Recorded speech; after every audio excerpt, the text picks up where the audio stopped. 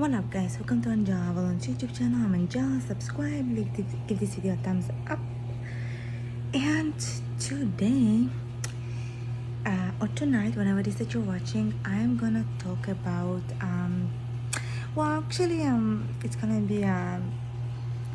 it's gonna be a part 3 to the Mars in Taurus. And the only reason I want to do a part 3 is because I feel like there are some elements, crucial elements that I did left out in the part 1 and part 2.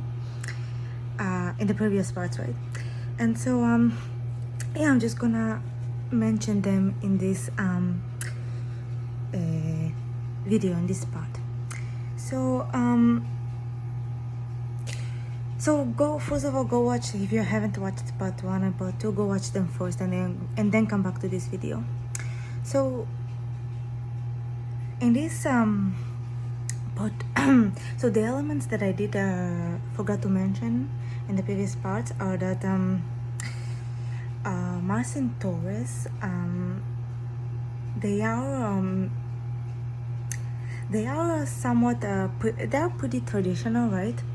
They are pretty traditional. They have that in common with Capricorn, Mars in Capricorn, and Capricorn energy in general, because every personal planet that Taurus lands, it's gonna be pretty traditional, because Taurus itself is pretty traditional, like the Capricorn. And so and because they're pretty traditional, they usually value family life and marriage. Now let's say it's a woman, right? If we're talking about a heterosexual woman with a Mars in Taurus, even if she wants to, let's say she wants to remain child free, even if she does not want children and she would like to remain child free for the rest of her life, she'll still on some level would value traditional life and marriage. And if she would not marry, she would somewhat still be a traditional woman, if that makes sense. Because this Mars and Taurus, the tradition is very important to them. They are like they are very big on being homies. Okay, it's major homie energy. Hence why why I said that they value comfort and stability, and they're pretty much enslaved to the comfort zone and their hedonistic habits. The hedonism comes from their home energy. They have that also in common with Cancer. Cancer, they have some common ground. I want to say, with Cancer and Capricorn, because they're the three of them, Cancer, Capricorn, and Taurus, value the home life, but in different. The way they go about it is in different ways. It's in a different way, and so even if let's say I have a woman with this placement, even if she would not want children, she would still want somewhat of a traditional home life, whatever that means to her, but for the most part they're pretty traditional, for the most part.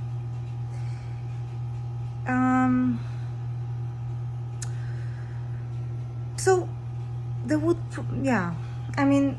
obviously, there are, I want to say that for the most part, they, especially women with displacement and men, right, they would like to be married, but there are cases when the woman or man with displacement would not be married. I'm sure there are individuals like that as well, but still, like I said, there will be somewhat their home life would still remain traditional, to a degree. And there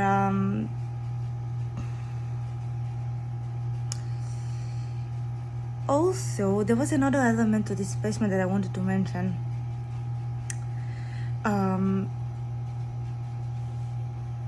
There was another element that I did want to mention. I'm pretty sure I forgot about it or remember it later.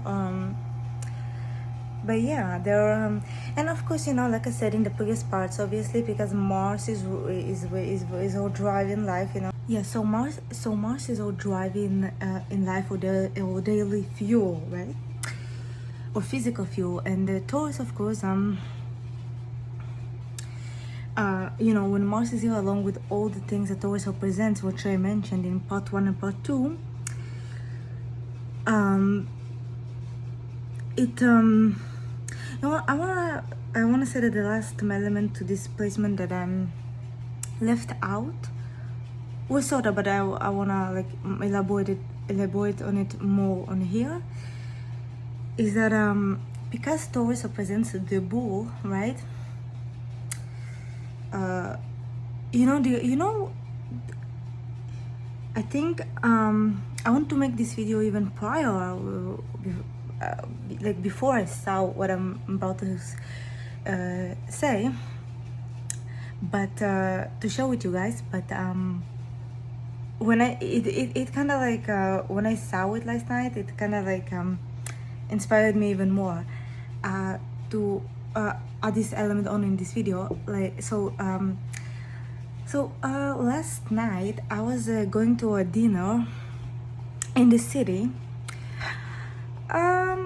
I think, you know, I was thinking what I should if I should mention which city I'm from, but for now I think I want to keep it confidential.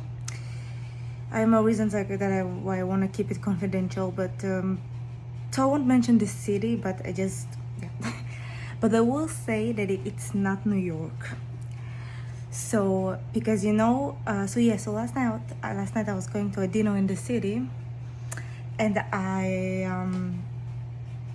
you know, on the way to the restaurant, we were on this famous street, and I saw a bull, you know, the similar to the one in Manhattan, you know, in Wall Street, but a bit different. It was like more colorful, and I'm pretty sure maybe that I'm not sure if it's new, but I don't think it was before, because I used to walk a lot down that street, and I don't remember seeing it, but maybe it was. I'm not sure. Anyways, point is that is the symbology of Taurus. You know, even on Wall Street, the bull that you see on Wall Street, the famous one.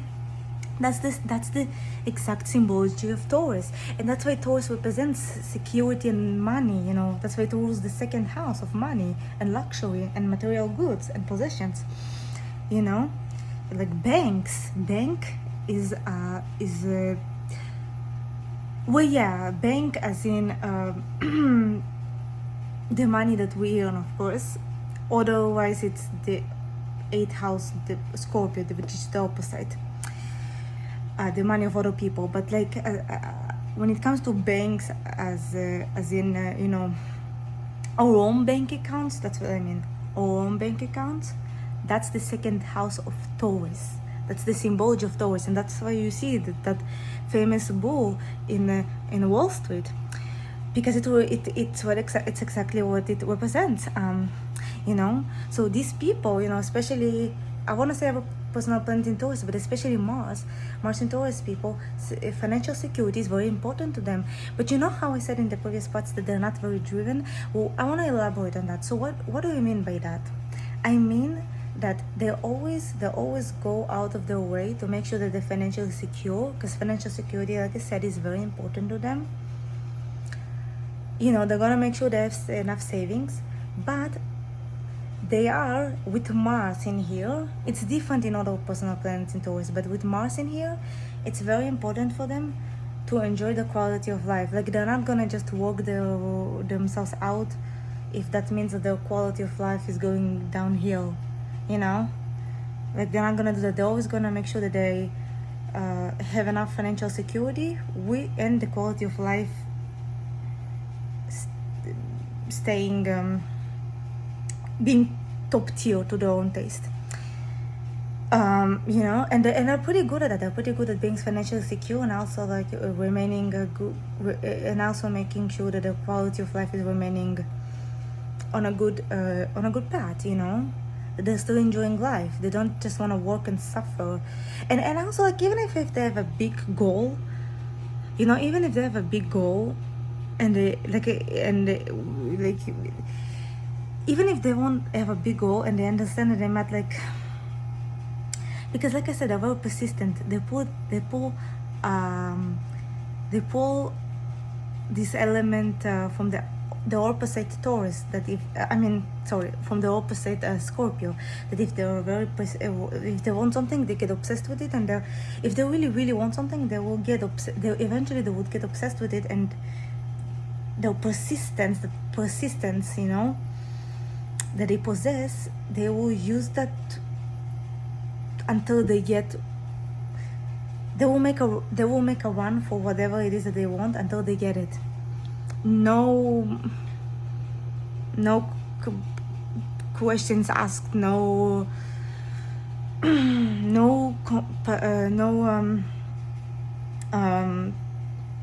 will not even consider the possibility of failure, you know what I mean? And that's why they pull away from the opposite Scorpio. But here's the catch, like, but unlike Capricorn, you know, especially Mars and Capricorn, they're not gonna, because Mars and Capricorn has this ability to tolerate a lot of suffering while getting getting what they want, while being on the, if they're on the run to get what they want, and while getting there they have to suffer, like, you know, climbing the goat that climbs the mountain that is basically the symbology of Capricorn.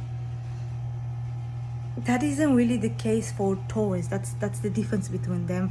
Taurus would remain persistent, you know, they will remain persistent and focused and on the run, but the quality of life is so important to them. Like, in other words, like, if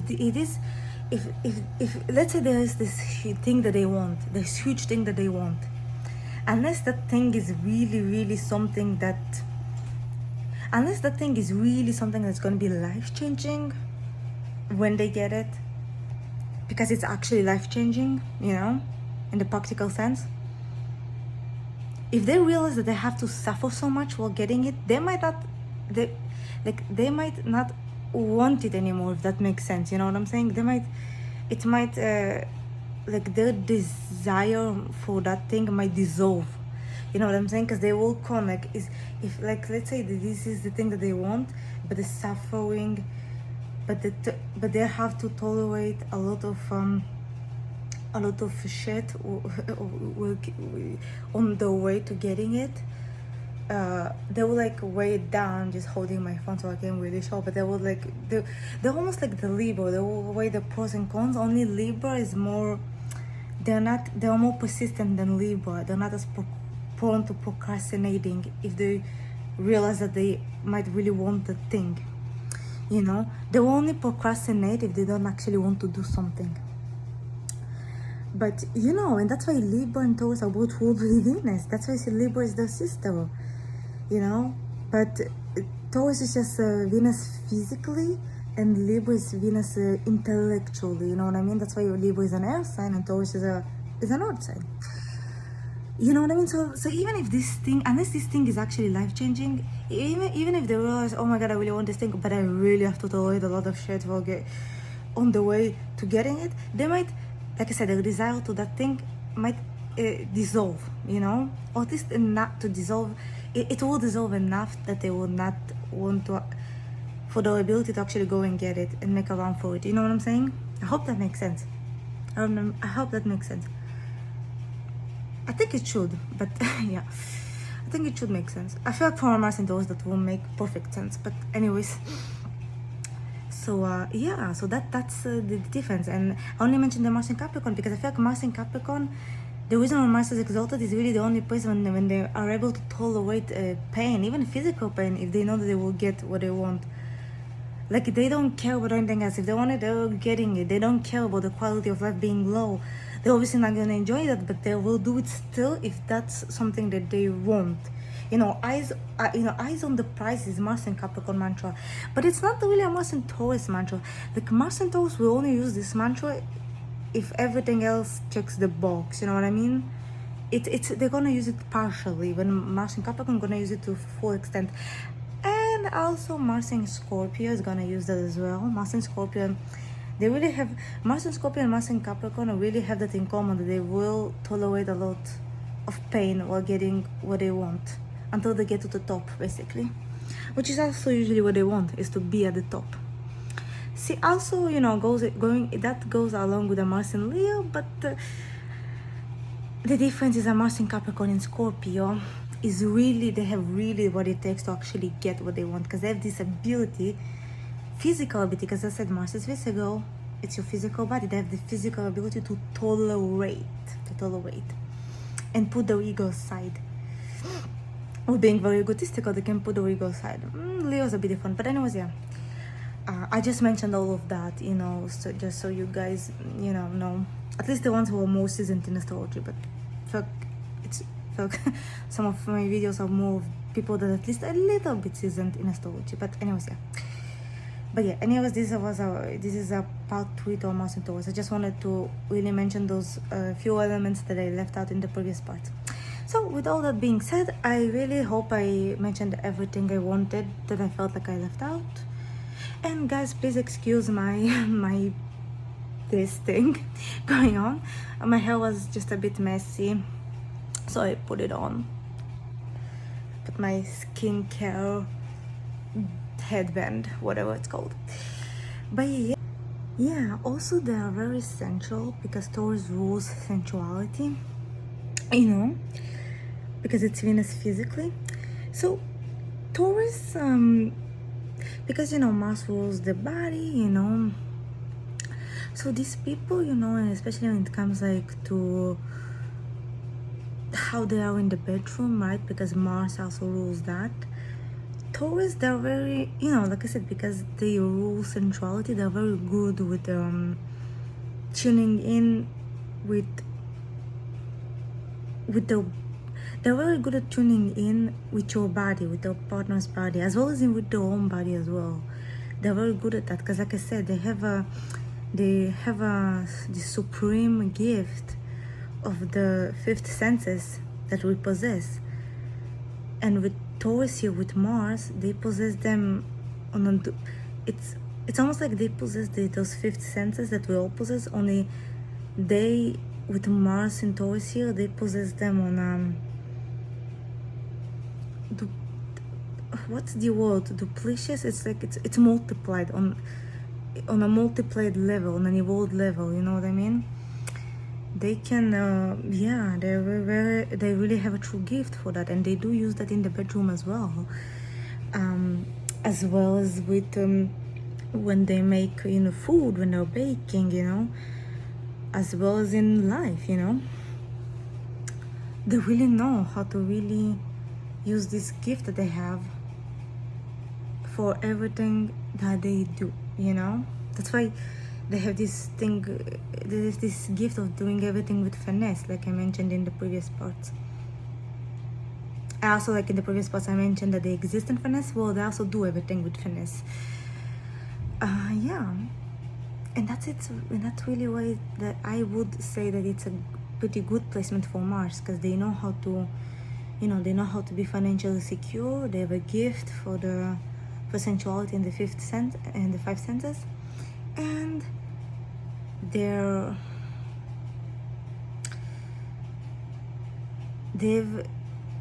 have the skill to maintain good. They have skill for maintaining a good quality of life while getting what they want, and they don't sacrifice. You know, like money is not more important to them than people and their quality of life. That's what I mean.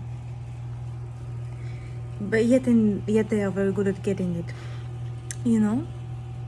So yeah, so I feel like I do have appreciation for Mars and Taurus people, even though my Mars placement is in a placement, you know, even though I'm Mars in Capricorn, and my, you know, values to get whatever I want to get is a bit different. I still, it's like it doesn't come in between, it doesn't like